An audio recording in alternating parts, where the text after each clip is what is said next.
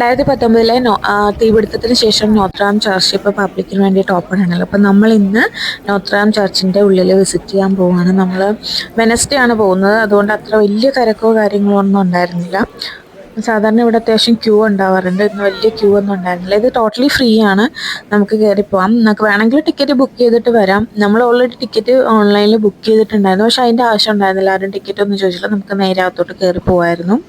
ഇതിൻ്റെ ഉള്ളിൽ ഒരു വലിയ സ്പേസ് ആണ്, ഒത്തിരി നല്ല ഭയങ്കര പീസ്ഫുൾ ആയിരുന്നു. നമ്മൾ ചെന്നപ്പോഴത്തേക്കും വലിയ ബഹളങ്ങളോ ഒന്നും ഉണ്ടായിരുന്നില്ല. ആൾക്കാർ ഉണ്ടായിരുന്നെങ്കിൽ എല്ലാവരും ഭയങ്കര സൈലൻ്റ് ആയിരുന്നു.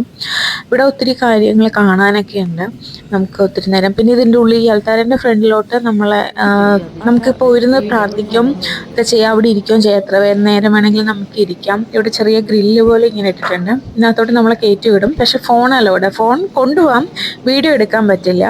അപ്പം പക്ഷേ നമുക്ക് എത്ര നേരം വേണമെങ്കിലും അവിടെ ഇരിക്കാം. പിന്നെ ഇതിൻ്റെ പുറത്തായിട്ട് ഇതുപോലെ കുറേ മിനിയേച്ചറുകൾ വെച്ചിട്ടുണ്ട്. അതിൻ്റെ ബാക്കിലായിട്ട് കുറേ ഫ്രഞ്ചിൽ ഇങ്ങനെ എഴുതിയിട്ടുണ്ട്, അതിൻ്റെ ഹിസ്റ്ററിയും കാര്യങ്ങളൊക്കെ ഞാൻ തോന്നുന്നു ഒത്തിരി എഴുതിയും വെച്ചിട്ടുണ്ട്. നല്ല രസമുണ്ടായിരുന്നു ഇത് കാണാനായിട്ട്, ഭയങ്കര ക്യൂട്ടായിട്ടുണ്ടായിരുന്നു.